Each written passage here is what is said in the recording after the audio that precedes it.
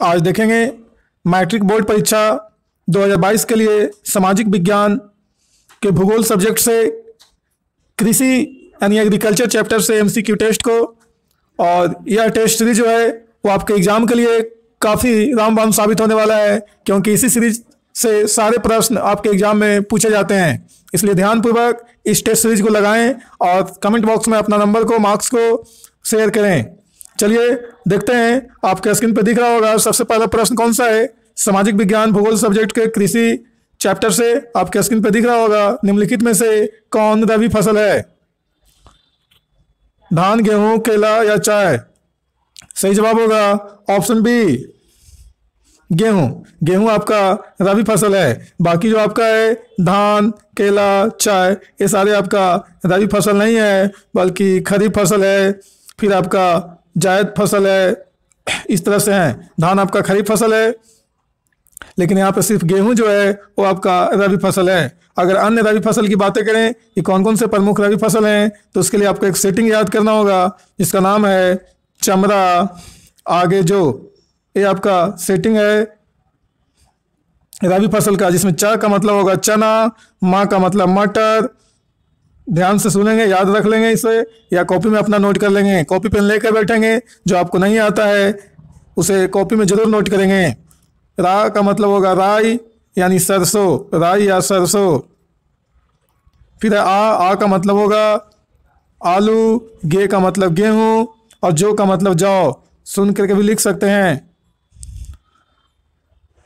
आ का मतलब आलू, गे का मतलब गेहूं और जे का मतलब होगा जो का मतलब जौ।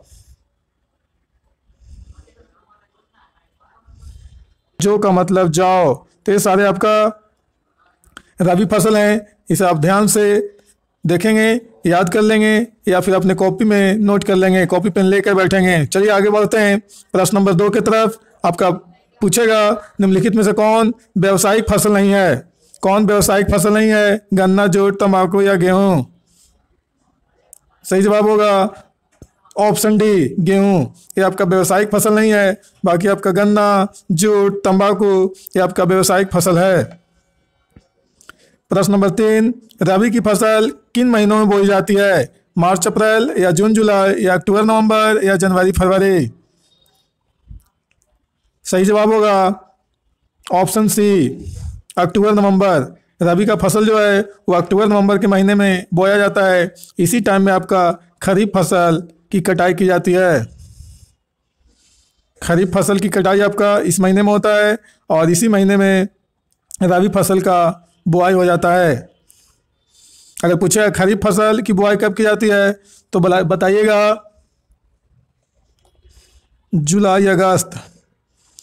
जुलाई अगस्त में आपका खरीफ फसल की बुआई की जाती है और अक्टूबर नवंबर में आपका खरीफ फसल कट जाता है और रबी फसल की बुआई किया जाता है अक्टूबर नवंबर में। अगर ग्रामीण क्षेत्र में आप निवास करते होंगे तो आपको पता होगा कि गेहूं कब लगता है और धान कब लगता है। उसके बाद गेहूं कब कटता है, धान कब कटता है। तो दो को पकड़ के चलेंगे तो आपको समझ में आ जाएगा, है ना, कि धान कब लगता है यानी खरीफ फसल कब लगता है, और गेहूँ कब लगता है यानी रबी फसल कब लगता है और कब कटता है। तो रबी फसल के कटाई की बात करें तो आपका रबी फसल फरवरी मार्च में कट जाता है, फरवरी मार्च। नेक्स्ट प्रश्न नंबर 4 देखेंगे, निम्नलिखित में से कौन खरीफ फसल है? इसके पहला प्रश्न आया था सीरीज में कि रबी फसल कौन है। अभी खरीफ फसल पूछा जा रहा है। गेहूं, सरसों, चावल या मटर? सही जवाब होगा ऑप्शन सी, चावल। इससे धान भी कर सकते हैं, धान से ही चावल बनता है, तो आपका खरीफ फसल है।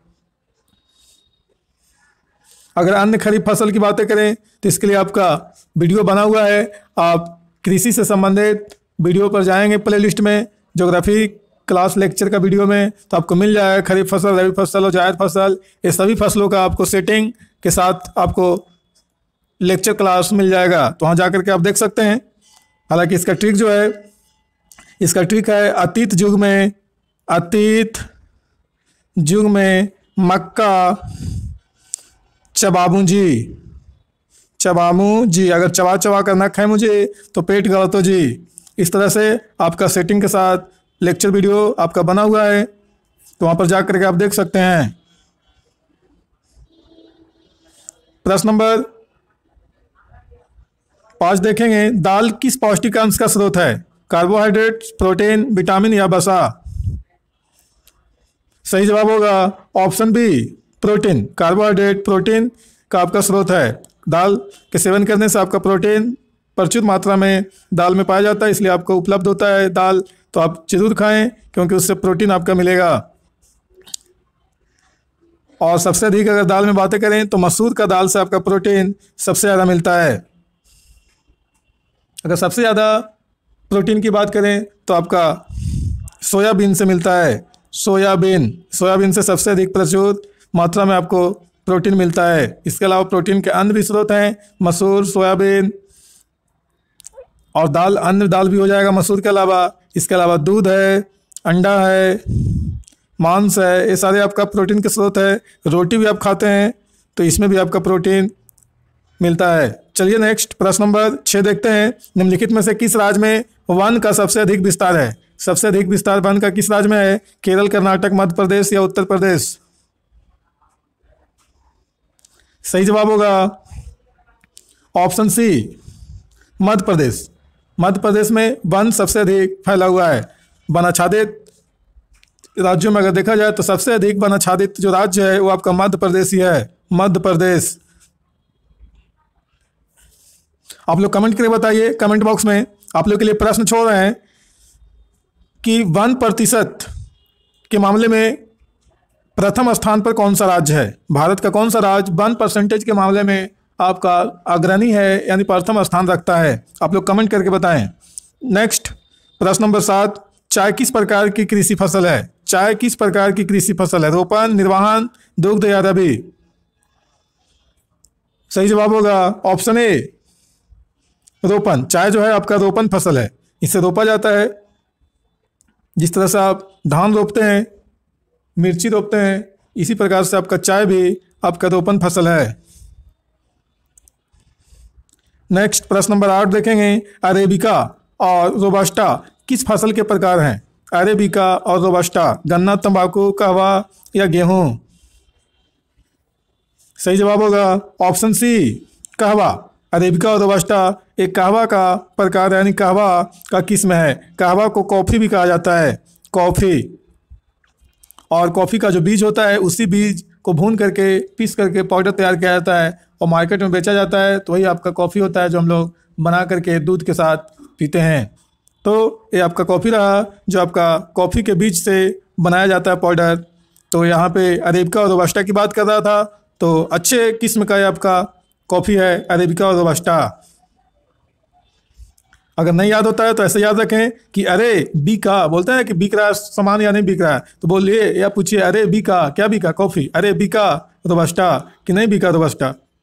तो उस रोबस्टा से पूछना है कि अरे बिका, तो क्या बिका? तो कॉफ़ी। इस प्रकार से याद रख सकते हैं। प्रश्न नंबर 9 देखेंगे, महाराष्ट्र किस फसल की खेती के लिए प्रसिद्ध है? धान, कपास, कहवा या जूट? महाराष्ट्र किस फसल की खेती के लिए प्रसिद्ध है? धान, कपास, कहवा या जूट? सही जवाब होगा ऑप्शन बी, कपास। महाराष्ट्र जो है वो कपास फसल की खेती के लिए प्रसिद्ध है, क्योंकि आपका महाराष्ट्र में काली मिट्टी की उपलब्धता है। काली मिट्टी आपका महाराष्ट्र में पाया जाता है, इसलिए काली मिट्टी में सबसे उपयुक्त आपका कपास की खेती को माना जाता है। इसलिए सबसे ज़्यादा आपका कपास की खेती जो है तो आपका महाराष्ट्र में ही होता है, उसके बाद गुजरात में होता है। गुजरात। आपसे प्रश्न पूछेगा कि काली मिट्टी का अन्य नाम क्या है, तो बताइएगा रेगुल मिट्टी। रेगुल मिट्टी भी आपका काली मिट्टी को कहा जाता है। ये आपका बेसाल्ट चट्टान जब टूटता है तो बेसाल्ट चट्टान के टूटने से आपका काली मिट्टी का निर्माण होता है। बेसाल्ट चट्टान के टूटने से काली मिट्टी का निर्माण होता है। ध्यान देंगे, काली मिट्टी को रेगुल मिट्टी भी कहा जाता है। और बता दें आपको, कपास को रुई भी हम लोग बोलते हैं। रुई ही आपका कपास है, जो आपका तकिया, नहाली, तोशक वगैरह बनता है, वही रुई कपास कहलाता है। इसे कॉटन भी कहते हैं, कॉटन। चलिए नेक्स्ट देखते हैं, प्रश्न नंबर 10 की ओर देखते हैं आगे। निम्नलिखित में शीतकालीन फसल कौन है? शीतकालीन फसल, चावल, प्याज, गेहूं या मलुआ? चावल, प्याज, गेहूं या मलुआ? फटाफट जवाब दें कमेंट बॉक्स में। सही जवाब होगा ऑप्शन सी, गेहूं, ये आपका शीतकालीन फसल है। शीतकालीन फसल आपका गेहूं है, क्योंकि शीत ऋतु में गेहूं का विकास होता है। गेहूं का जो विकास होता है वो शीत ऋतु में होता है, इसलिए शीतकालीन फसल है। अगर शीत ऋतु में अगर शीत ना गिरे तो गेहूं का फसल का उत्पादन और विकास नहीं हो पाएगा, इसलिए बहुत जरूरी है गेहूं को शीत का होना। नेक्स्ट प्रश्न नंबर देखेंगे 11। भारत का जूट क्षेत्र किसे कहा जाता है? भारत का जूट क्षेत्र पश्चिम बंगाल, बिहार, उड़ीसा या छत्तीसगढ़? पश्चिम बंगाल, बिहार, उड़ीसा या छत्तीसगढ़? सही जवाब होगा ऑप्शन ए, पश्चिम बंगाल। भारत का जूट क्षेत्र कहलाता है क्योंकि सबसे ज़्यादा भारत में पश्चिम बंगाल में जूट का उत्पादन होता है। जूट का उत्पादन यानी जूट का खेती सबसे ज़्यादा भारत का पश्चिम बंगाल राज्य में होता है। और जूट को पटसन के नाम से जाना जाता है। पटसन, पटसन कहें या जूट कहें, या इसी को ग्रामीण क्षेत्रों में लोग कुद्रुम कहते हैं। कुद्रुम, कुद्रुम, कुद्रुम जूट या पटसन एक ही चीज़ है। तो आपका सबसे ज़्यादा पश्चिम बंगाल में होता है भारत में। अगर पूछेगा विश्व में सबसे अधिक जूट की खेती कहाँ होती है, जूट का उत्पादन कहाँ होता है, तो बताइएगा बांग्लादेश। बांग्लादेश पूरे विश्व में सबसे ज़्यादा जूट का उत्पादन करता है। और जूट का इस्तेमाल की बात करें, इसका उपयोग का, तो जूट के रेशा से आपका जूट का जो रेशा होता है, इस रेशा से आपका धागा बनता है और इसी धागे से आपका कारपेट का निर्माण किया जाता है। कारपेट जो शादी विवाह में लोग देखे होंगे, लाल हरा रंग का कारपेट बिछा हुआ होता है, वो आपका इसी जूट के रेशा के धागा से बनता है कारपेट। आपका चीनी वगैरह का जो बोरा होता है, अब तो चीनी का बोरा प्लास्टिक का हो चुका है, लेकिन ये पहले जो आता था वो आपका जूट के बोरा में आता था। आलू वगैरह जूट के बोरा में भी आता है। तो इस प्रकार से आप समझ सकते हैं कि जूट है क्या, इसका उपयोग कैसे किया जाता है, इसका उपयोग कहाँ पे होता है। गांव में आपका डायरेक्ट आपका जूट का रेशा से धागा बना करके लोग चारपाई बीनते हैं। चलिए नेक्स्ट देखते हैं, आगे बढ़ते हैं नेक्स्ट प्रश्न की ओर। अगला प्रश्न आपका है, स्क्रीन पर दिख रहा होगा, 12 नंबर प्रश्न है। उत्तर प्रदेश और बिहार में रागी को किस नाम से जाना जाता है? उत्तर प्रदेश और बिहार में रागी को किस नाम से जाना जाता है? महुआ, मधुआ, मडुआ या मछुआ? महुआ, मधुआ, मडुआ या मछुआ? सही जवाब होगा ऑप्शन सी, मलुआ। उत्तर प्रदेश और बिहार में रागी को मलुआ कहा जाता है। मलुआ, आप लोग सुने होंगे मलुआ का रोटी। मलुआ का रोटी आपका बिहार में और उत्तर प्रदेश में जो आपका एक त्यौहार होता है महिलाओं के द्वारा मनाया जाता है ज़्यादातर, इसको बोलते हैं जितिया। तो इस जितिया में आपका मलुआ के रोटी का इस्तेमाल किया जाता है। मलुआ का रोटी लोग खाते हैं, उपयोग में लाते हैं। तो रागी को ही आपका मलुआ कहा जाता है उत्तर प्रदेश और बिहार में, मलुआ। नेक्स्ट प्रश्न नंबर आगे देखते हैं, 13 नंबर प्रश्न है आपके स्क्रीन पे। कपास की खेती के लिए कितना दिन पाला रहित होना चाहिए? कपास की खेती के लिए कितना दिन पाला रहित होना चाहिए? 210, 102, 350 या 143? सही जवाब होगा ऑप्शन ए, 210। 210 दिन आपका पाला रहित होना चाहिए, यानी 210 दिनों तक आपका पाला नहीं पलाना चाहिए, तब आपका कपास की जो खेती है यानी रुई का जो खेती है वो बहुत अच्छा होगा और उत्पादन भी आपका अधिक होगा। इसलिए 210 दिन आपका पाला रहित होना चाहिए कपास की खेती के लिए। चलिए, इस तरह से प्रश्न आपके एग्जाम में पूछा जाएगा। ध्यान से सारे प्रश्न को देखें, याद रखें, याद करें। अगर याद नहीं है तो, अगर याद है तो बहुत अच्छी बात है, टेस्ट लगाएं, इससे आपका रिवीजन होगा और साथ ही साथ आपका हेजिटेशन दूर होगा। एग्जाम में जाएंगे तो नेगेटिव नहीं होगा, यानी सभी प्रश्नों का सही से आप जवाब दे पाएंगे, गलतियां कम होगी। इस प्रकार से अगर आपको आता है तो टेस्ट भी लगाना जरूरी है। अगर आता है और टेस्ट नहीं लगाते हैं तो आपका एग्जाम में जो है वो क्वेश्चन ज़्यादातर गलती हो जाएंगे, मिस्टेक हो जाएगा ऑप्शन देखने के बाद, इसलिए टेस्ट लगाना बहुत ज़रूरी है। चलिए नेक्स्ट देखते हैं, प्रश्न नंबर आगे बढ़ते हैं 14 की ओर। आपका प्रश्न है, आंध्र प्रदेश किस फसल के उत्पादन में अग्रणी है? आंध्र प्रदेश किस फसल के उत्पादन में अग्रणी है? तिल, तंबाकू, सरसों या नारियल? तिल, तंबाकू, सरसों या नारियल? सही जवाब होगा ऑप्शन बी। ऑप्शन बी आपका करेक्ट आंसर है, तंबाकू। तंबाकू जो है वो आंध्र प्रदेश जो है आगे है, सबसे ज़्यादा आंध्र प्रदेश तंबाकू का उत्पादन करता है। यानी तंबाकू के उत्पादन में आंध्र प्रदेश का भारत में प्रथम स्थान है, यानी अग्रणी है, यानी सबसे आगे है। सबसे ज्यादा आपका तंबाकू का उत्पादन भारत में आंध्र प्रदेश एकमात्र राज्य है जो करता है सबसे अधिक अन्य राज्यों की तुलना में, इसलिए अग्रणी है। प्रथम स्थान पे आपका आंध्र प्रदेश है तंबाकू उत्पादन के मामले में। चलिए नेक्स्ट देखते हैं। आपके स्क्रीन पे प्रश्न दिख रहा है, 15 नंबर है प्रश्न। पौधे के अंकुरन के लिए कम से कम कितना तापमान होना चाहिए? पौधे के अंकुरन के लिए जब आप बीज बोते हैं खेतों में या मिट्टी और पानी के संपर्क में रखते हैं तो आपका बीज अंकुरित होता है ना, तब जाके पौधा तैयार होता है। तो यहाँ पे बताना है कि पौधों के अंकुरन के लिए कम से कम कितना तापमान होना चाहिए, कितना टेम्परेचर होना चाहिए, तब आपका अच्छे तरीके से आपका बीज जो है अंकुरित होगा, अंकुरित होकर के पौधा बनेगा। 3 डिग्री, 15 डिग्री या 18 डिग्री सेल्सियस या आपका 6 डिग्री सेल्सियस? सही जवाब बताएं, फटाफट बताएं कमेंट करके। सही जवाब होगा ऑप्शन डी, 6 डिग्री सेल्सियस। प्रश्न नंबर नेक्स्ट आपका 16। तेलहन उत्पादन में भारत का विश्व में कौन सा स्थान है? तेलहन उत्पादन में भारत का विश्व में कौन सा स्थान है? पहला, दूसरा, पांचवा या आठवां? पहला, दूसरा, पांचवा या आठवां? सही जवाब होगा ऑप्शन ए, पहला। तेलहन उत्पादन में भारत का विश्व में प्रथम स्थान है। प्रश्न नंबर 17। मूंगफली का सबसे अधिक उत्पादन किस राज्य में होता है? मूंगफली का सबसे अधिक उत्पादन किस राज्य में होता है? बिहार, छत्तीसगढ़, राजस्थान या गुजरात? बिहार, छत्तीसगढ़, राजस्थान या गुजरात? सही जवाब होगा ऑप्शन डी, गुजरात। मूंगफली का सबसे अधिक उत्पादन गुजरात में होता है। गुजरात में सबसे ज़्यादा आपका मूंगफली उत्पादित किया जाता है। मूंगफली जिसको आप लोग बोलते हैं चिनिया बादाम, चिनिया बादाम कहते हैं, या बादाम भी लोग कहते हैं कुछ लोग, बादाम। तो ये आपका मूंगफली वही है, चिनिया बादाम यानी बादाम। जो सबसे ज़्यादा भारत में आपका देखा जाए तो गुजरात राज्य उत्पादित करता है, यानी पैदा करता है मूंगफली का। सीधा सीधा आपका प्रश्न पूछेगा इसी तरह से एग्जाम में, मूंगफली का सबसे ज़्यादा उत्पादन किस राज्य में होता है? तो गुजरात। नेक्स्ट प्रश्न नंबर 18 है। इनमें से कौन सिल्क की किस्म नहीं है? सिल्क का किस्म कौन नहीं है? मलबरी, मूंगा, केसर या इरी? सही जवाब होगा ऑप्शन सी, केसर। ये आपका सिल्क का प्रकार नहीं है, सिल्क रेशम का यह प्रकार नहीं है केसर।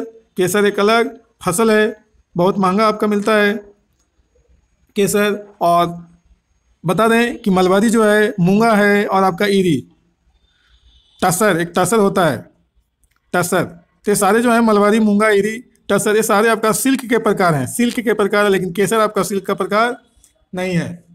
अब पूछेगा आपसे सवाल एग्जाम में कि केसर सबसे अधिक किस राज्य में उत्पादित होता है? तो आप बताइएगा जम्मू कश्मीर, जम्मू कश्मीर। ये संघ राज्य आपका है जम्मू कश्मीर, संघ राज्य जम्मू कश्मीर में सबसे अधिक केसर का उत्पादन होता है। नेक्स्ट प्रश्न नंबर 19 देखेंगे। रबर की खेती भारत के किस राज्य में की जाती है? रबर की खेती केरल, गुजरात, छत्तीसगढ़ या आंध्र प्रदेश? केरल, गुजरात, छत्तीसगढ़ या आंध्र प्रदेश? सही जवाब होगा ऑप्शन ए, केरल। रबर की खेती भारत के केरल में सबसे ज़्यादा किया जाता है। रबर की खेती आपका भारत में आपका केरल में ही होता है ज़्यादातर। नेक्स्ट प्रश्न नंबर 20 देखेंगे। पूर्वोत्तर राज्यों में स्थानांतरित कृषि को किस नाम से जाना जाता है? स्थानांतरित, स्थानांतरित कृषि को पूर्वोत्तर राज्यों में किस नाम से जाना जाता है? पूर्वोत्तर राज्य आप लोग जानते होंगे, असम, मेघालय, त्रिपुरा, मणिपुर, 7 सिस्टर जो स्टेट हैं भारत के पूर्व उत्तर में और उत्तर पूर्व में, वो सारे आपका पूर्वोत्तर राज्य हैं जो आपका भारत के उत्तर पूर्व दिशा में हैं, जिसको बोलते हैं 7 सिस्टर्स स्टेट। सातों बहनियाँ राज्य के नाम से जाना जाता है। 7 स्टेट वहाँ पे हैं, हालांकि टोटल 8 है सिक्किम लगाकर, लेकिन अन्य जो 7 हैं असम, मणिपुर, मेघालय, मिजोरम, नागालैंड, अरुणाचल प्रदेश, ये सारे आपका हैं 7 सिस्टर्स।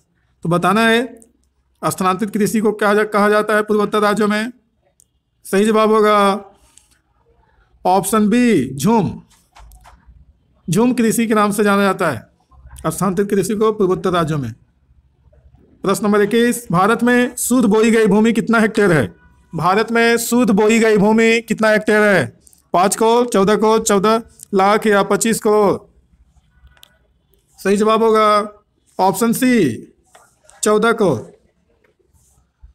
प्रश्न नंबर 22। ज्वार की सबसे अधिक खेती किस राज्य में की जाती है? ज्वार का सबसे अधिक खेती किस राज्य में किया जाता है? उड़ीसा, गुजरात, राजस्थान या महाराष्ट्र? सही जवाब होगा ऑप्शन डी, महाराष्ट्र में ज्वार का सबसे अधिक खेती किया जाता है। प्रश्न नंबर 23 देखेंगे, हरित क्रांति का सबसे अधिक प्रभाव किस फसल पर पड़ा है? हरित क्रांति का सबसे अधिक प्रभाव किस फसल पर पड़ा है? धान, तिलहन या गेहूं या ज्वार? सही जवाब होगा ऑप्शन सी, गेहूं। हरित क्रांति का सबसे अधिक प्रभाव गेहूं फसल पर पड़ा है। गेहूं का उत्पादन में वृद्धि हुआ है हरित क्रांति के आने से, और उसके बाद आपका धान है। तो गेहूं के बाद आपका धान आता है, लेकिन सबसे अधिक पूछा जा रहा है इसलिए गेहूं होगा। अगर पूछता है हरित क्रांति का प्रभाव किस फसल पे पड़ा है, तो धान और गेहूं दोनों हो जाता है, इसलिए यहाँ पे सबसे अधिक पूछ रहा है, इसलिए गेहूं आपका करेक्ट आंसर होगा। और बता दें, आपसे पूछेगा कि हरित क्रांति, भारत में हरित क्रांति का प्रथम चरण जो था, यानी हरित क्रांति का शुरुआत कब हुआ था? तो बताइएगा 1967-68 में, 1967-68 ईस्वी में आपका हरित क्रांति का शुरुआत हुआ था भारत में। नेक्स्ट प्रश्न नंबर 24 देखेंगे, दाल किसका मुख्य स्रोत है? दाल विटामिन, प्रोटीन, मिनरल या वाटर? इसके पहले प्रश्न आ चुका है इस तरह का, रिपीटेड प्रश्न आपका है, दाल किसका मुख्य स्रोत है? फटाफट कमेंट करके बताएं। सही जवाब होगा ऑप्शन बी, प्रोटीन का। दाल आपका प्रोटीन का मुख्य स्रोत है। प्रश्न नंबर 25, इनमें से कौन कृषि को प्रभावित करने वाला कारक नहीं है? कृषि को प्रभावित करने वाला कारक नहीं है। नमी, तापमान, जनसंख्या या मृदा? सही जवाब होगा ऑप्शन सी, जनसंख्या। ये आपका कृषि को प्रभावित करने वाला कारक नहीं है। बाकी आपका नमी जो है, तापमान है, और मृदा यानी मिट्टी जो है, ये आपका मिट्टी जिसे सॉइल भी कहते हैं, सॉइल, ये सारे आपका जो है मिट्टी, नमी और तापमान, ये आपका कृषि को प्रभावित करने वाले कारक हैं। इनकी वजह से आपका कृषि प्रभावित हो सकता है। नमी, तापमान और मिट्टी की वजह से मिट्टी का क्वालिटी अच्छा नहीं होगा, है ना, मिट्टी में उर्वरता शक्ति नहीं होगा, तो आपका कृषि प्रभावित हो जाएगा। तापमान भी आपका अगर अच्छा नहीं होगा अकॉर्डिंग टू आपका क्रॉप, तो आपका कृषि प्रभावित होगा। कहने का मतलब है तापमान, कि अगर गेहूं आपका बोया हुआ खेत में है, अगर उस समय तापमान कम नहीं है, 15 से 25 के बीच में अगर तापमान नहीं है, अगर ज़्यादा तापमान है 40 डिग्री 45 डिग्री है धान के फसल के जैसा, तो गेहूं आपका प्रभावित हो जाएगा, गेहूं का फसल नहीं उग पाएगा। और नमी भी चाहिए, हर एक पौधा को नमी चाहिए होता है लगभग, इसलिए नमी। तो ये सारे आपका कारक जो है वो कृषि को प्रभावित करता है, मिट्टी, तापमान और नमी, लेकिन जनसंख्या प्रभावित नहीं करता है। जनसंख्या अगर 1000 भी है या 1 करोड़ भी है, तो आपका कृषि होगा ही होगा। ऐसा नहीं है कृषि प्रभावित हो जाएगा। एक बीघा में अगर आप लगाए हैं गेहूं या धान या कोई भी फसल, तो ऐसा नहीं है कि प्रभावित हो जाएगा जनसंख्या की वजह से। इसलिए जनसंख्या सही जवाब आपका है। आपको अब समझ में आ रहा होगा। प्रश्न नंबर 26, अनानास उत्पादन में अग्रणी है। अनानास उत्पादन में अग्रणी कौन है? मेघालय, त्रिपुरा, कर्नाटक या केरल? मेघालय, त्रिपुरा, कर्नाटक या केरल? सही जवाब होगा ऑप्शन ए, मेघालय। मेघालय जो है सबसे अधिक अनानास का उत्पादन करता है। अनानास के उत्पादन की दृष्टि से देखा जाए तो मेघालय सबसे आगे है, यानी प्रथम स्थान पे है। सबसे अधिक भारत में अनानास मेघालय में ही आपका पैदा होता है। प्रश्न नंबर 27, बाजरा उत्पादन में कौन सा राज्य प्रथम है? बिहार, गुजरात, उड़ीसा या छत्तीसगढ़? बिहार, गुजरात, उड़ीसा या छत्तीसगढ़? सही जवाब होगा ऑप्शन बी, गुजरात। बाजरा के उत्पादन में गुजरात प्रथम स्थान पे है। और बता दें आप लोगों को कि अगर ध्यानपूर्वक आप देख रहे होंगे सारे प्रश्नों को, तो आपको कंफर्म है कि याद हो जाएगा सारे प्रश्न। अगर आपको याद नहीं है तो, और परीक्षा में आपका नंबर आपका इंक्रीज होगा। आशा करते हैं कि आपका इंक्रीज होगा ही होगा, अगर ध्यान से अगर आप सारे प्रश्न को देख रहे होंगे तो। एक बार, 2 बार या 3 बार अगर सही तरीके से अगर देख लेते हैं हर एक प्रश्नों को, अगर वीडियो को 2 बार 3 बार देख लेते हैं, तो आपको पूरा प्रश्न आपको याद हो जाएगा। इसलिए ध्यानपूर्वक देखें। अगर लगता है कि ज़्यादा लंबा वीडियो है तो उसका स्पीड को आप बढ़ा सकते हैं। 3 बिंदु का निशान आपका आएगा दाहिने कॉर्नर पे, दाहिना कोना में आपका 3 बिंदु रहता है, वहाँ पे आप क्लिक करें तो आपको बहुत सारे ऑप्शन दिखेंगे। वहाँ पे क्वालिटी लिखा हुआ होगा, वीडियो क्वालिटी, तो वहाँ पे जा करके आप वीडियो क्वालिटी भी चेंज कर सकते हैं। वहाँ पे वीडियो स्पीड भी आपका लिखा हुआ रहता है, तो वीडियो के स्पीड को भी कम बेसी कर सकते हैं। स्पीड बढ़ा के देखेंगे तो आपका समय बचेगा। क्वालिटी आप चेंज करेंगे तो आपका नेट जो है, आपका एमबी जो है वो आपका कम खर्च होगा। तो इस प्रकार से आप कर सकते हैं।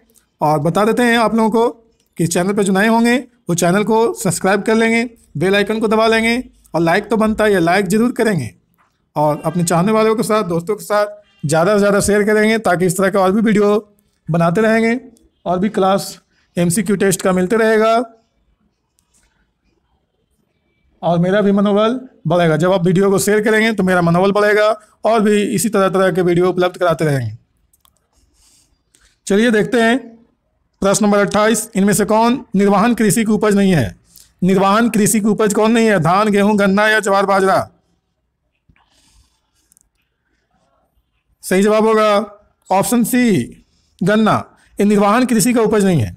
बाकी आपका धान है, गेहूं है, ज्वार बाजरा है, ये सारे आपका निर्वहन कृषि का उपज है। अब बात करें कि निर्वहन कृषि होता क्या है, तो अपने पेट पालने के लिए जो आपकी ज़रूरत का, सबसे अधिक ज़रूरत का आपका जो अनाज है, या जो भी आपको पेट भरने के लिए काफ़ी इम्पोर्टेंट ज़रूरी है, वही आपके फसल उपज यानी कृषि जो होगा वो आपका निर्वहन कृषि कहलाएगा। तो निर्वहन कृषि जो अपने उपयोग के लिए हल्का फुल्का खेती किया जाता है तो निर्वहन कृषि कहलाता है। उपयोगी जो आपका फसल है वो निर्वहन कृषि के अंतर्गत आता है। अगर उस फसल को बोते हैं, उपजाते हैं, उत्पादन करते हैं, तो आप निर्वहन कृषि कर रहे हैं। और बाकी आपका अन्य ज़रूरतों के लिए जो कृषि किया जाता है वो निर्वहन कृषि से अलग होता है। तो यहाँ पे धान, गेहूँ और ज्वार बाजरा जो है वो सबसे ज़रूरी अनाज है। हम लोग के ज़िंदगी में लगभग डेली आपका इनका इस्तेमाल होता है, उपयोग करते हैं हम लोग, इसलिए निर्वहन कृषि है। और गन्ना अगर नहीं भी होगा तो हम लोग रह लेंगे। प्रश्न नंबर 29, भारत का नारियल प्रदेश किसे कहा जाता है? भारत का नारियल प्रदेश केरल, कर्नाटक, उड़ीसा या असम? सही जवाब होगा ऑप्शन ए, केरल। केरल को भारत का नारियल प्रदेश कहा जाता है। प्रश्न नंबर 30 देखेंगे, जूट के उत्पादन में कौन राज्य आगे है? बिहार, असम, उड़ीसा या पश्चिम बंगाल? सही जवाब होगा ऑप्शन डी, पश्चिम बंगाल। पश्चिम बंगाल जूट के उत्पादन में अग्रणी है, प्रथम स्थान रखता है, सबसे ज़्यादा जूट का उत्पादन करता है पश्चिम बंगाल। इसके पहले प्रश्न इस तरह का आ चुका है, ये आपका रिपीटेड प्रश्न है। अगर लगता है कि आप इस प्रश्न को नहीं देखेंगे तो आप स्किप करके आगे ही बढ़ सकते हैं। प्रश्न नंबर 31, गेहूं के उत्पादन में कौन राज्य आगे है? गेहूं के उत्पादन में कौन राज्य आगे है? मध्य प्रदेश, उत्तर प्रदेश, बिहार या महाराष्ट्र? मध्य प्रदेश, उत्तर प्रदेश, बिहार या महाराष्ट्र? सही जवाब होगा ऑप्शन बी, उत्तर प्रदेश। सबसे अधिक गेहूं का उत्पादन उत्तर प्रदेश करता है पूरे भारत में। लेकिन प्रति हेक्टेयर के दृष्टि से आपसे पूछेगा तो बताइए, प्रति हेक्टेयर के मामले में या प्रति हेक्टेयर की दृष्टि से सबसे अधिक गेहूं का उत्पादन कौन करता है? तो पंजाब राज्य करता है। पंजाब यानी कम भूमि पे आपका अधिक गेहूं का उत्पादन करता है। तो प्रति हेक्टेयर के मामले में, प्रति हेक्टेयर भूमि के मामले में आपका पंजाब जो है सबसे अधिक गेहूं का उत्पादन करता है, यानी कम भूमि पे अधिक गेहूं उत्पादित कर लेता है पंजाब। लेकिन डायरेक्ट अगर पूछेगा कि गेहूं का उत्पादन सबसे अधिक किस राज्य में होता है तो बताइएगा उत्तर प्रदेश। ये आपका करेक्ट आंसर होगा। प्रश्न नंबर 32 देखेंगे, झारखंड में स्थानांतरित कृषि को क्या कहा जाता है?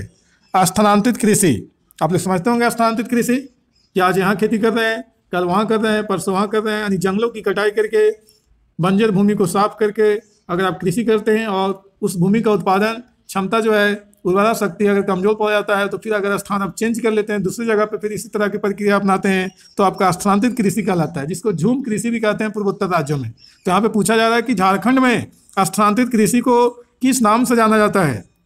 पामलू कहते हैं या पोडू कहते हैं, कुरुबा या कुमारी कहते हैं? क्या कहते हैं आपको बताना है। पामलू, पोडू, कुरुबा या कुमारी?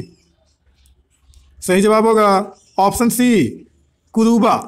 कुरुबा कहा जाता है स्थानांतरित कृषि को झारखंड में। नेक्स्ट प्रश्न है आपके स्क्रीन पे, पंजाब में कृषित भूमि कितना प्रतिशत है?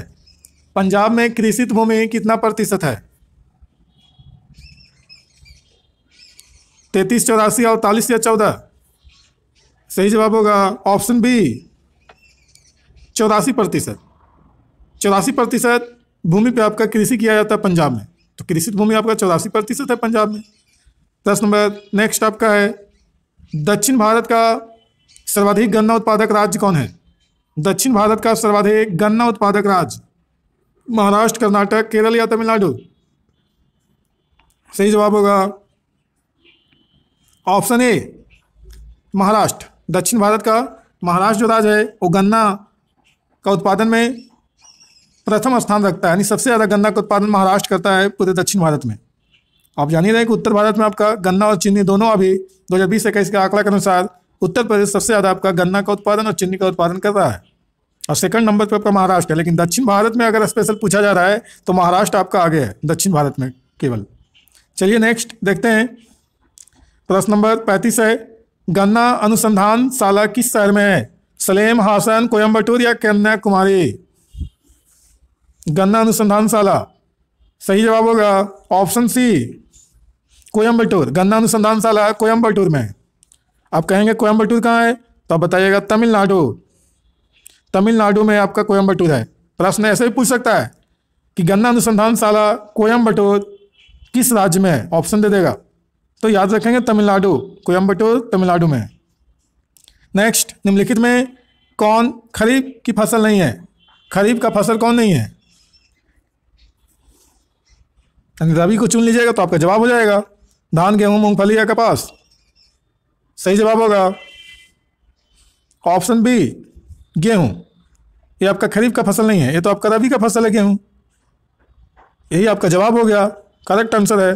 बाकी आपका धान, मूंगफली, कपास ये सारे आपका खरीफ फसल है। इसलिए प्रश्न जो आपका दिखेगा एग्जाम में यहाँ पे दिख रहा है उस पर ध्यान से गौर करें। यहाँ पूछ रहा है खरीफ फसल कौन नहीं है, नहीं लगा देता। इसमें लोग बच्चे जो हैं ज़्यादातर कंफ्यूजन में आ जाते हैं और ऑप्शन को फटाक से देख के गलत जवाब लगा देते हैं। इसलिए ध्यान से पढ़ेंगे क्वेश्चन को, खरीफ देख करके सिर्फ नहीं लगा देना है आंसर को, आगे भी पढ़ना है। पूछ रहा है नहीं खरीफ का फसल कौन नहीं है। अकबक में अधिकांश बच्चे यही करते हैं, खरीफ देखते हैं और लगा देते हैं ऑप्शन ए धान में। ऑप्शन भी पूरा नहीं पढ़ते हैं, प्रश्न भी नहीं पढ़ पाते हैं। नेक्स्ट, निम्नलिखित में कौन रबी की फसल नहीं है? गेहूं, चना, मकई, सरसों। सही जवाब होगा ऑप्शन सी मकई यानी मक्का। ये आपका रबी की फसल नहीं है, ये आपका खरीफ है, खरीफ फसल है। मक्का खरीफ फसल है, बाकी आपका गेहूं, चना, सरसों ये आपका रबी फसल है। नेक्स्ट, उत्तर भारत का कौन सा राज्य गन्ना उत्पादन के लिए सर्वाधिक प्रसिद्ध है? गन्ना उत्पादन के लिए सर्वाधिक प्रसिद्ध उत्तर प्रदेश, पंजाब, पश्चिम बंगाल, हरियाणा। सही जवाब होगा ऑप्शन ए उत्तर प्रदेश। गन्ना उत्पादन के लिए सर्वाधिक प्रसिद्ध है उत्तर प्रदेश। नेक्स्ट, प्रश्न नंबर 39, असम में चाय के कितने बागान हैं? असम में चाय के कितने बागान हैं? 300, 350, 750 या 700? सही जवाब होगा ऑप्शन सी 750, यानी 750 टोटल आपका असम में चाय का बागान है। नेक्स्ट, कपास उत्पादन में एक गांठ कितना किलोग्राम का होता है? एक गांठ 170, 135, 40 या 149? सही जवाब होगा ऑप्शन ए 170। 170 केजी आपका एक गांठ कॉटन में होता है, यानी एक गांठ जो आपका बन करके आता है मार्केट में कॉटन का, एक गांठ यानी एक भांगा, उसमें टोटल 170 केजी आपका कपास यानी रुई होता है। नेक्स्ट, दक्षिण भारत में सर्वाधिक गन्ना उत्पन्न करने वाला राज्य कौन है? गन्ना उत्पादन करने वाला दक्षिण भारत में सबसे ज़्यादा उत्पादन कौन करता है राज्य दक्षिण भारत का पूछा जा रहा है? कर्नाटक, महाराष्ट्र, तमिलनाडु या आंध्र प्रदेश? सही जवाब होगा ऑप्शन बी महाराष्ट्र। नेक्स्ट, इनमें से कौन धान की एक फसल नहीं है? अमन, सुमन, औस या बोरो? सही जवाब होगा ऑप्शन बी सुमन। ये आपका धान का फसल नहीं है, बाकी आपका अमन, औस और बोरो ये धान का फसल है, यानी धान का किस्म है।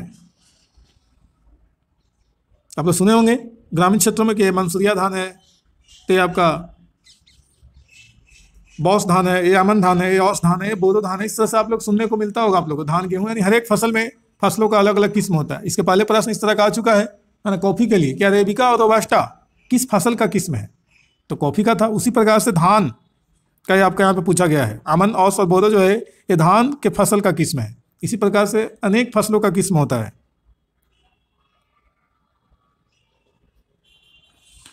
प्रश्न नंबर 43, बिहार का कौन सा क्षेत्र तंबाकू उत्पादन के लिए प्रसिद्ध है?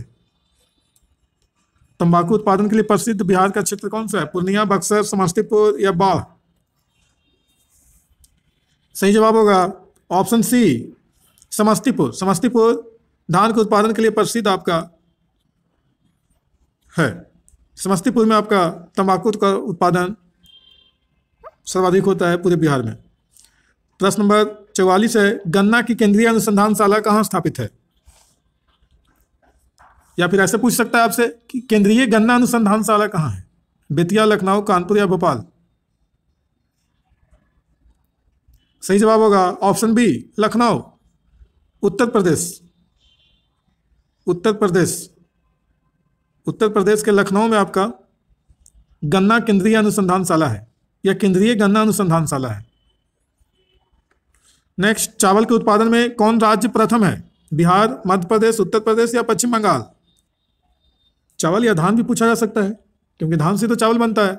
सही जवाब है ऑप्शन डी, पश्चिम बंगाल। पश्चिम बंगाल में सबसे ज्यादा आपका चावल यानी धान की खेती होती है।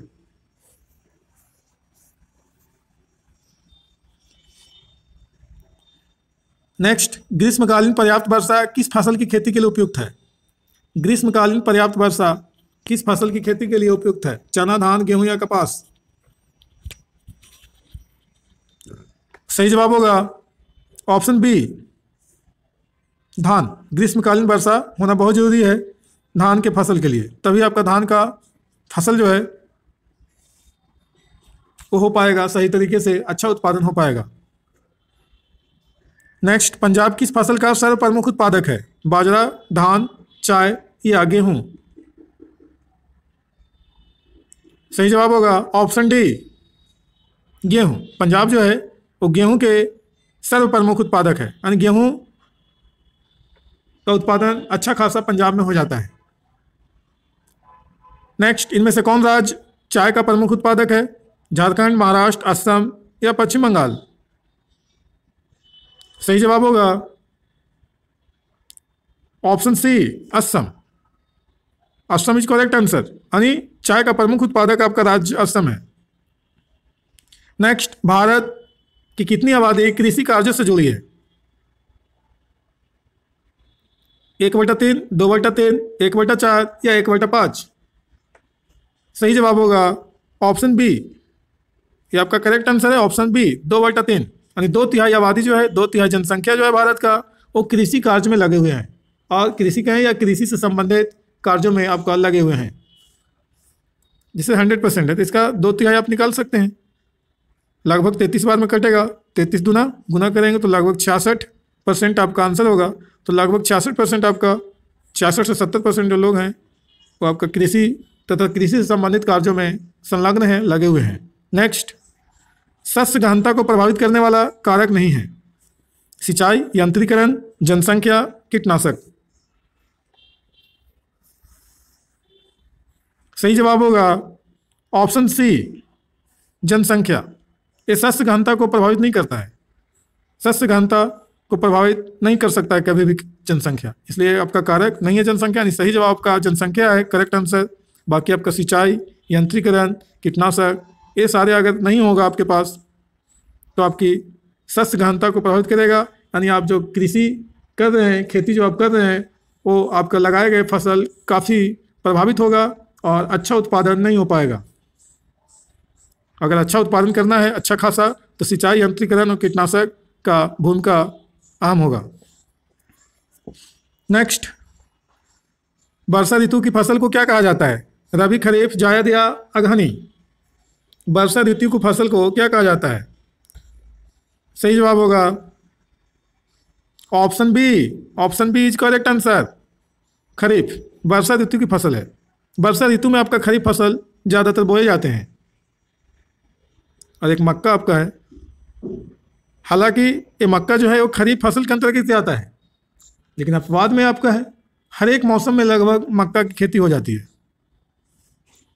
नेक्स्ट प्रश्न नंबर 52 आपका है, स्क्रीन पे दिख रहा होगा।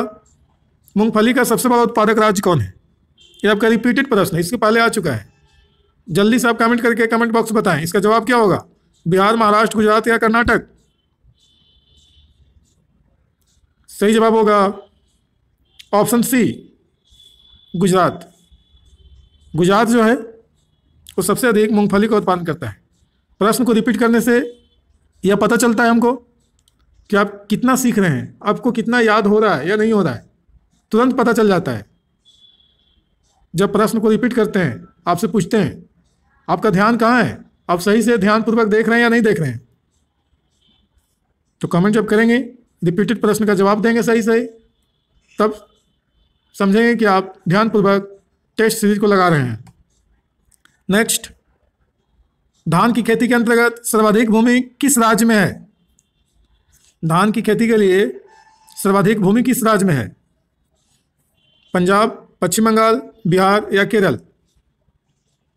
सही जवाब होगा ऑप्शन बी, पश्चिम बंगाल। सबसे ज़्यादा धान की खेती आपका पश्चिम बंगाल में होता है, इसलिए खेती के अंतर्गत आने वाला भूमि भी सबसे ज़्यादा पश्चिम बंगाल में ही होगा। नेक्स्ट, गेहूं का प्रति हेक्टेयर उत्पादन सबसे अधिक किस राज्य में है? इसके पहले हम बोल कर गए थे जब आपको समझा रहे थे, तो इसका जवाब भी आप दे पाएंगे सही सही। प्रति हेक्टेयर उत्पादन में सबसे अधिक गेहूं का उत्पादन किस राज्य में होता है? पंजाब, बिहार, उत्तर प्रदेश या पश्चिम बंगाल? सही जवाब होगा ऑप्शन ए, पंजाब। प्रति हेक्टेयर उत्पादन के मामले में, यानी गेहूं उत्पादन के मामले में पंजाब सबसे आगे है, यानी सबसे अधिक गेहूं का उत्पादन प्रति हेक्टेयर मामले में पंजाब करता है। नेक्स्ट, कहवा का सबसे अधिक उत्पादन किस राज्य में होता है? कहवा का सबसे अधिक उत्पादन असम, कर्नाटक, केरल या तमिलनाडु? सही जवाब होगा ऑप्शन बी, कर्नाटक। कर्नाटक में कहवा का सबसे अधिक उत्पादन होता है। कहवा को ही आपका कॉफ़ी कहा जाता है, इसके पहले बोल के गए थे, कॉफ़ी कहें या कहवा कहें। और कॉफ़ी के बीज से ही आपका, कहवा के बीज से ही आपका कॉफ़ी बनता है, पाउडर बना करके आपका मार्केट में बेचा जाता है। आपसे प्रश्न पूछेगा कि बताइए कॉफ़ी के उत्पादन में प्रथम स्थान किस देश का है? अब बताइएगा ब्राज़ील। अगर विश्व में बात करें तो ब्राज़ील जो है पूरे विश्व में कॉफ़ी का सबसे अधिक उत्पादन करता है। विश्व में कॉफ़ी का सबसे बड़ा उत्पादक देश आपका ब्राज़ील है। नेक्स्ट, इनमें से कौन दलहन की फसल नहीं है? चना, अरहर, बाजरा, मसूर? सही जवाब होगा ऑप्शन सी, बाजरा। ये दलहन का फसल नहीं है, इससे दाल नहीं तैयार होता है। बाकी आपका चना से, अरहर से, मसूर से, इन सभी से आपका दाल तैयार होता है। तो दाल जिससे तैयार होता है वही आपका दलहन फसल होता है। बाजरा से दाल नहीं बनता है, बाजरा का रोटी बना सकते हैं। नेक्स्ट, रेशम कीड़ा पालन क्या कहलाता है? यानी रेशम कीड़ा पालन के विज्ञान को क्या कहते हैं? सेरीकल्चर, रेशम कल्चर, पीसी कल्चर या तीसी कल्चर?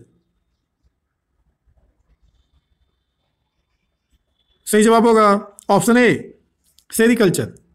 रेशम कीड़ा पालन के विज्ञान को सेरीकल्चर कहा जाता है। पीसी कल्चर जो आपका है वो मछली पालन या मत्स्य पालन, मत्स्य पालन के विज्ञान को आपका पीसी कल्चर कहा जाता है। नेक्स्ट, भारत का क्यूबा किस क्षेत्र को कहा जाता है? भारत का क्यूबा, गोरखपुर, मथुरापुर, गोरखपुर मथुरा, भाटिंडी देवरिया, गोरखपुर देवगढ़, गोरखपुर देवरिया?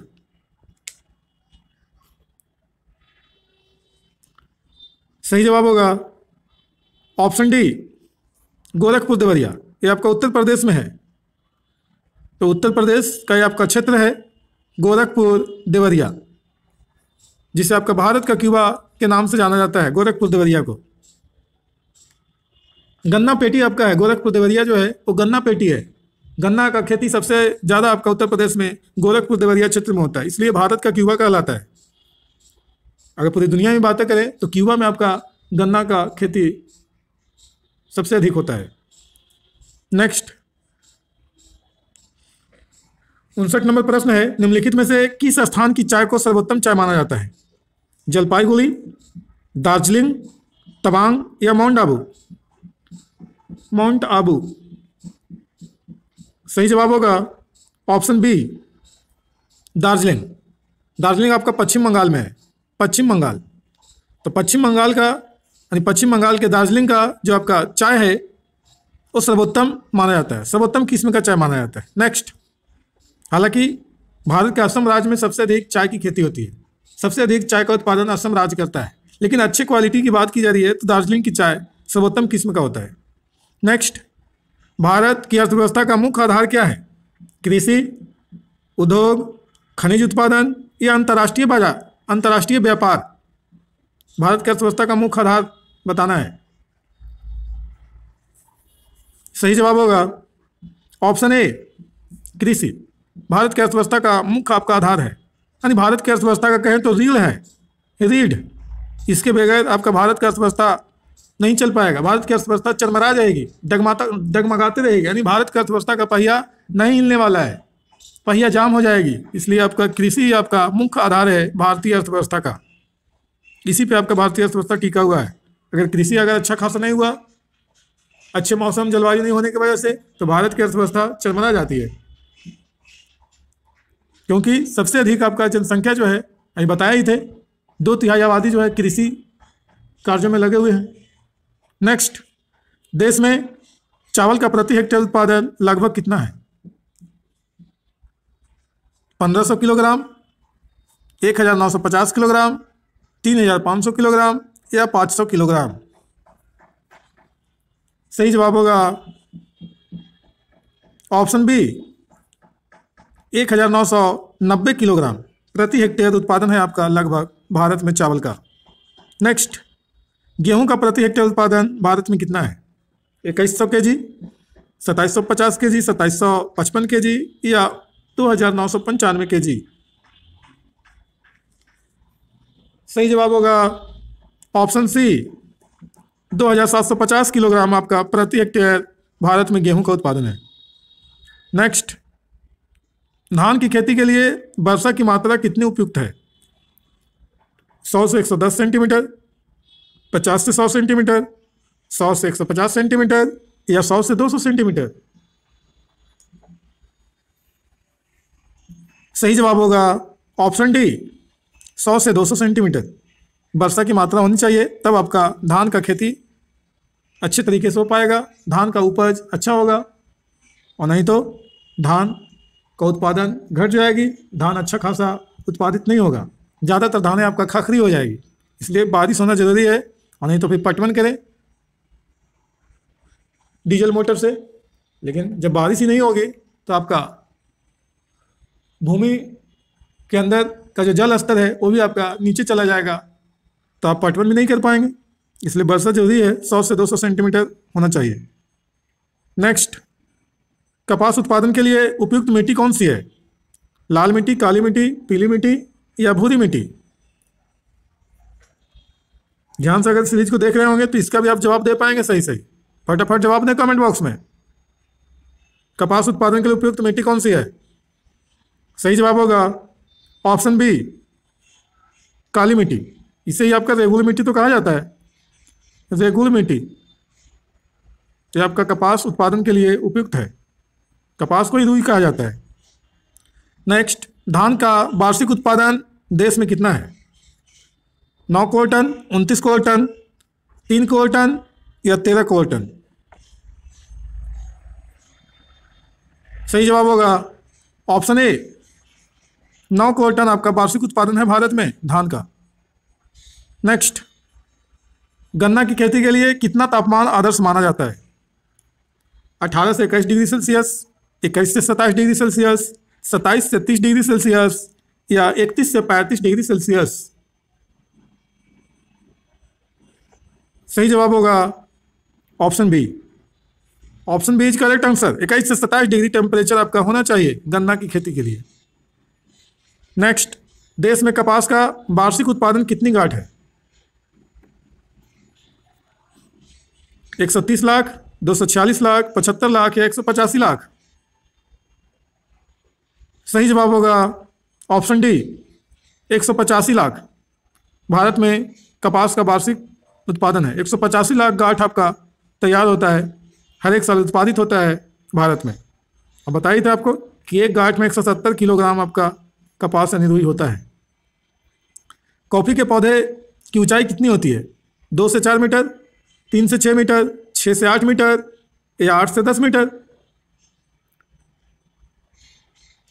सही जवाब होगा ऑप्शन बी, 3 से 6 मीटर आपका कॉफ़ी के पौधा का ऊंचाई होता है। नेक्स्ट, पकते समय गेहूं के फसल के लिए आदर्श तापमान कितना होना चाहिए? 10 से 15 डिग्री सेल्सियस, 15 से 20 डिग्री, 15 से 25 डिग्री या 21 से 26 डिग्री सेल्सियस? सही जवाब होगा ऑप्शन डी, 21 से 26 डिग्री सेल्सियस आपका गेहूं के फसल के लिए आदर्श तापमान माना जाता है। कब? तो पकते समय, जब गेहूं पकता है, यानी लास्ट पीरियड आपका होता है गेहूं का, यानी अंत हो जाता है गेहूं के, समझिए तो पकने के बाद कटाई का वक्त आ जाता है, यानी लास्ट पीरियड में आपका पकते समय कितना तापमान होना चाहिए आदर्श? 21 से 26। नेक्स्ट, चीनी किस्म की चाय को क्या कहा जाता है? ये आपका लास्ट प्रश्न है इस सीरीज का। चीनी किस्म की चाय को क्या कहा जाता है? असामिका, बोही, रोबस्टा या अरेबिका? ये आपका लास्ट प्रश्न है, प्रश्न नंबर 70। चीनी किस्म की चाय को क्या कहा जाता है? असामिका, बोही, रोबस्टा या अरेबिका? सही जवाब होगा ऑप्शन बी, बोही। चीनी किस्म, चीनी किस्म कहने का मतलब है चीन का किस्म। चीन आपका है ना देश, तो चीन में जो चाय का उत्पादन होता है, उस चीन के चाय उत्पादन में आपका कौन सा चाय है जो चीनी किस्म का है? तो बोही आपका चाय जो है वो चीनी किस्म का है। चीन में उत्पादित किए जाने वाला चाय का किस्म आपका बोही है। चलिए नेक्स्ट सीरीज में मिलते हैं। Okay, thanks.